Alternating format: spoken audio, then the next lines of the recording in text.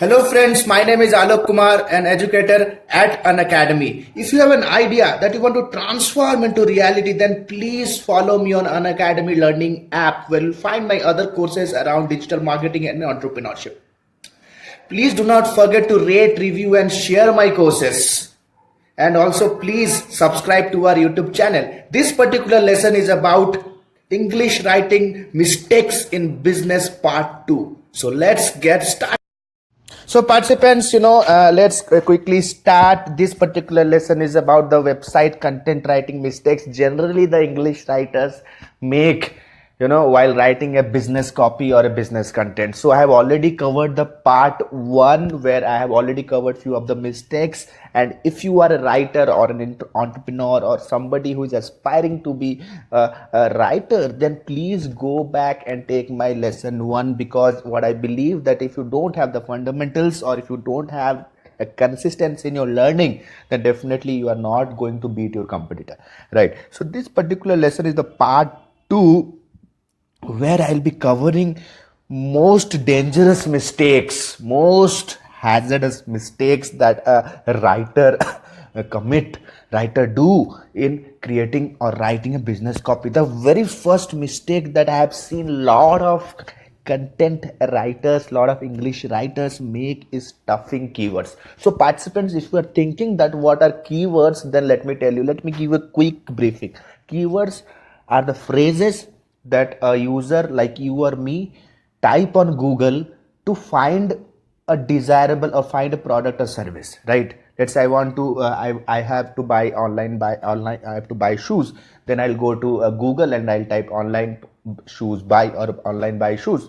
So online buy shoes becomes the keyword. So in search engine optimization, what happens? Search engine optimization is all about adding those user searched keywords in the website content. So this is a different story. It's an elaborated subject. If you want to understand that what is search engine optimization, what are keywords, then please go back and take my search engine optimization module, where it is a 5 rated course where you can get all the insights, all the in-depth information about what are keywords, how to use them in your content, how to use them in your English writing, and and grab maximum eyeballs on search engine optimization. So the very first topic is keyword stuffing. Now there is a very common misconception is that if you stuff more keywords that people are searching on search engine, then your content will rank high. No,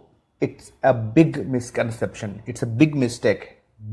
Those days are gone when keyword stuffing used to give some results. Today Google sees very genuine content. I'm not telling that you do not add keywords. You have to add keywords, but do not stuff.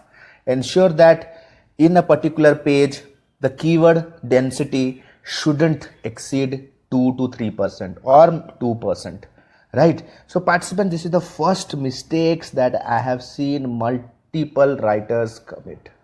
Generally people who write for SEO. The second big mistake is that I have seen multiple writers, I don't know why. Actually, I don't know why they use a lot of caps lock phrases and in phrases and sentences or in a particular word.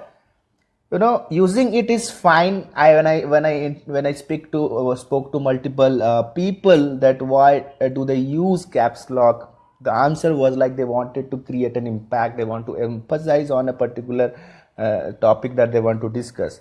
It's very true. Okay, it's true. When you add a caps lock, a word or a phrase or a sentence, then definitely somebody will be attracted, right? But let me tell you something. Don't do it too often.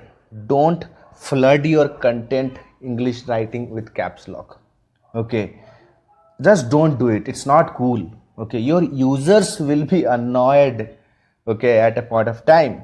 Leave your page and possibly want to actually they will simply leave your page, okay, because they will think that you want to punch them. If you now let me tell you, it will be just like you are yelling at them. In email etiquettes or in chat etiquettes, caps lock is a big no-no. Whenever a boss wants to shout, or if a boss is annoyed with his subordinate, or if a colleague is not happy, in that case generally we use caps lock. Caps lock is a commanding activity. Okay, so avoid when it comes to writing a copy for your website. The third big mistake is that the poor use of underline, italics and bold. Now let me tell you, never underline something on the web that is not a link. Okay, this doesn't follow the good user experience design strategy. Now see, user experience plays a very crucial role to keep your visitors, readers engaged.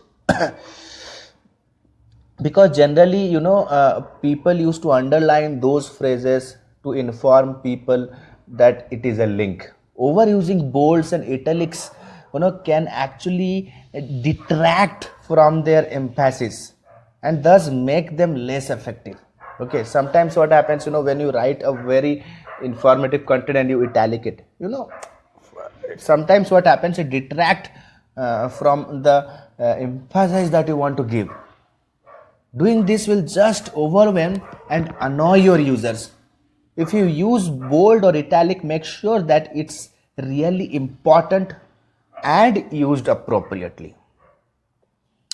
So the next big mistake is that people use overused and boring headlines. Now let me tell you, very soon I'm going to come up with a lesson on how to write great headlines for your web page content.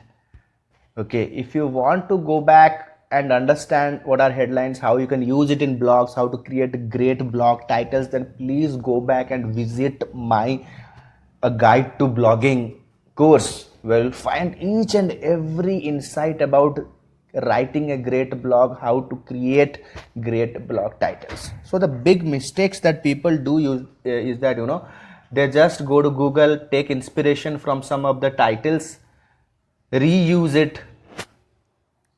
And let me tell you something, a boring headline will actually repel your visitors from your content. So try something unique. Yeah, see, it's always good to drive inspiration and motivation from other writers, but be genuine. Try to come up with titillating, seducing headlines that will compel somebody to click on your article. It should be clickbait. So participants, what I believe, most of the content writers or English writers, they pay a lot of attention in doing the research work and crafting a great article or crafting a great blog, but they do not pay much attention in crafting a great headline. Now see, at the end of the day, when your blog, article or your web page content is shared across social media channels, shared across other marketing collaterals, then definitely headline is something that at the end of the day will compel someone or inspire someone to give a click, right? I hope you are getting my point. So at this point of time, when if you are a veteran writer or if you have just begun in the journey of writing, then these mistakes that people have already done will give you a lot of learning. So I believe that you got some value out of this lesson. In case if you have any questions or queries, then put down your comments below the course. I'll be happy to help you out. So this is Alok Kumar signing out for now. Have a nice day. Bye bye. Thanks a lot.